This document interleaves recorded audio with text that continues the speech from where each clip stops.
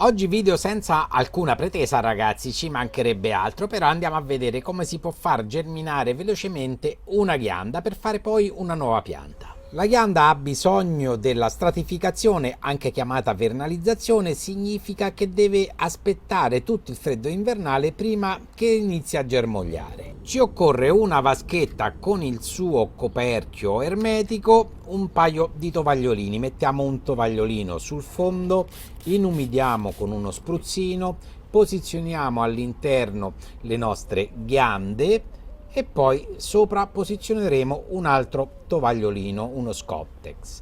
Inumidiamo di nuovo, inumidiamo in modo abbondante ma senza mai esagerare. Mettiamo sopra il coperchietto, eccoci qua, e adesso andiamo a riporre nel frigorifero. Dopo circa un mese prendiamo il nostro contenitore, scopriamo e quello che succede è proprio questo: le nostre ghiande iniziano a mettere la loro bella radichetta. Che cosa è successo? Che invece di aspettare tutto il periodo invernale, che dura anche 3 mesi, affinché la ghianda ha acquisito quel top di numero di ore di freddo per far sì che germina, il frigorifero ha velocizzato questo processo ed ecco qua che la ghianda inizia a mettere la sua radichetta. Adesso noi dovremo andare a prendere un bel vasetto 15 cm di diametro almeno e ci seminiamo la nostra ghianda.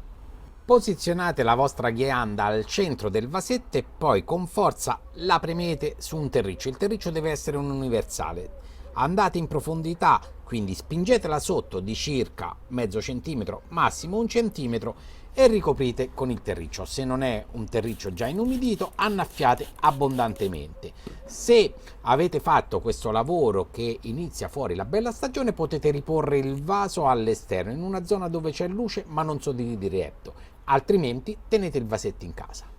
Questo è un metodo molto veloce per far germinare le ghiande. In breve la vostra piantina crescerà e quando sarà adulta la potrete andare a mettere in piena terra. Questa è la piccola piantina dopo solo 60 giorni, guardate che carina. Quando è primavera, quando le temperature esterne non faranno più soffrire la nostra piantina, andiamola a trapiantare in un sottobosco, in un luogo dove naturalmente c'è ombra e foglie. Questa è un'altra piantina che ha sempre 100 giorni e ho lasciato sopra la ghianda, eccolo qua, il fittone penetrato, forte e robusto, però sono nate due piantine, guardate qua che simpatica, unica questa pianta, veramente carina. L'ho posizionata in questo vaso rettangolare per farla crescere un po' di più, poi la andremo a piantare direttamente in piena terra.